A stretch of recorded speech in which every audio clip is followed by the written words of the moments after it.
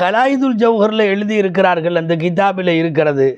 அவர்கள் ரமதானுடைய பகல் காலங்களில் சூரியன் மறையும் வரை தாயிடம் பால் குடிக்க மாட்டார்கள்.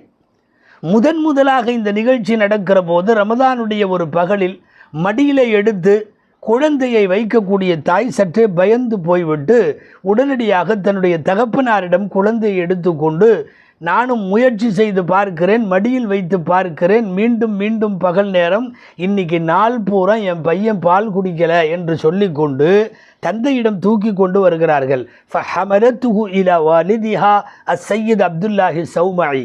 அவர்கள் குழந்தையை பார்த்துவிட்டு குழந்தையின் சூழ்நிலையை தெரிந்து கொண்டு, நான் ஏற்கனவே சொன்னது போல் அந்த காலத்தின் மிகப்பெரிய ஆலிமாகவும் இறைநேசராகவும் இருந்தவர், குறிப்பால் உணர்ந்து கொண்டவர், அடையாளங்களால் அறிந்து கொண்டவர், அந்த தன் மகளுக்கு ஃபாத்திமாவுக்கு சொல்லுகிறார், ஃபகால லஹா லா தகாஃபி இன்ன இப்னக ஹாதா சயகூனு லஹு ஷஅனுன் அதீமுன் ஃபில் விலாயா.